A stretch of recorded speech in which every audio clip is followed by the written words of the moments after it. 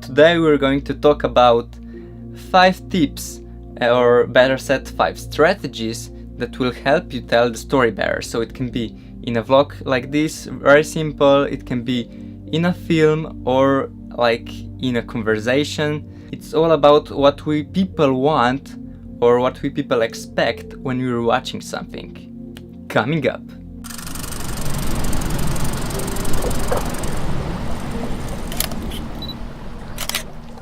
Okay, so tip number 1 is conflict. We need conflict in every story to make it fun and interesting to watch.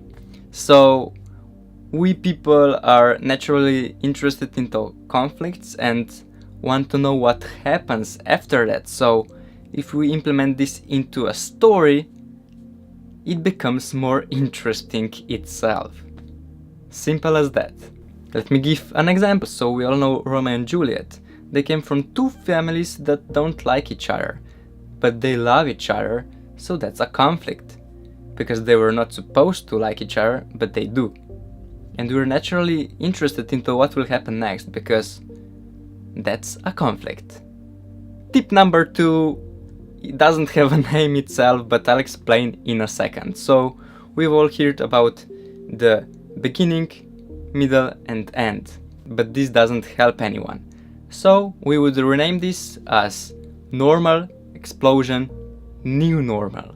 So what this actually means is that at the explosion something happens and changes things that are normal. So let's take a look at Romeo and Juliet again. For the beginning, or normal as you say right now, we have 2 families that don't like each other. Then there's an explosion, which is Romeo and Juliet falling in love and all this love story, and at the end they die. That's all explosion. And then we have new normal, which is actually that his and her family start to like each other again, like there's no pressure between these 2 anymore, and that's new normal after the explosion, which is the death of these 2. Third thing is story delaying. So what even is story delaying? It has to do with conflict again, so with our character hitting an obstacle, so something not going as expected.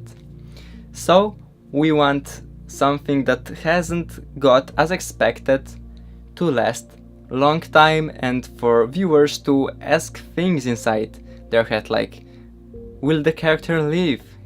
Is he dead? What happened with him? So for example, if our character was like,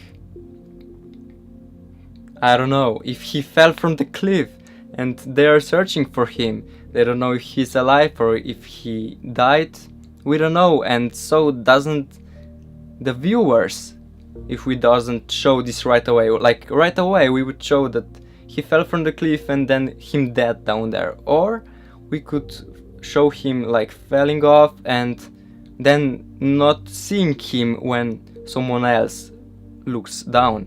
So that's a story delaying, because we don't know what happened with him.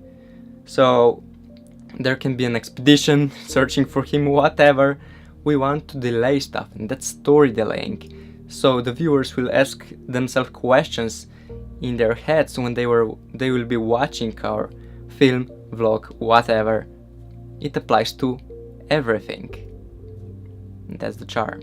So the 4th tip would be as simple as visual storytelling. So that's, for example, lighting, framing and composition and other stuff that you can like change when you're filming but affect your story as well. So for example, framing changes the way the story is told. Like we can use macro, or we can use close-up, or we can use this framing as I'm framed right now, we can use full body, whatever. Everything tells a story differently. And then we have lighting. We can use natural lighting, which will look, well, natural. We can use, for example, dramatic lighting, which will look, well, dramatic. And we can also use all other sorts of lighting, like flat lighting and all other stuff that will again make the story telling different. So it's all important for the story.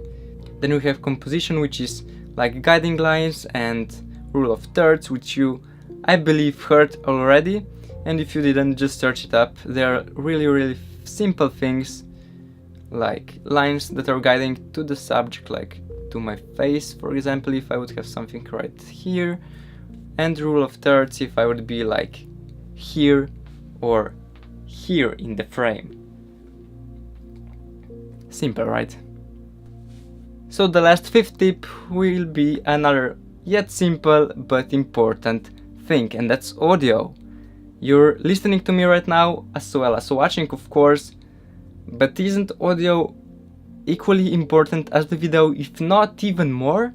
Because, well, you want to consume information, and if the audio would be bad, that wouldn't be possible. So audio is really important in all sorts, from film to vlog to any video that you may produce.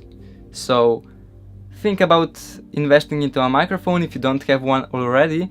I'm using Rode Mic Pro Plus, but you don't have to get as fancy as that. You can just pick up any microphone really, and so just to have an external microphone from your camera, you know.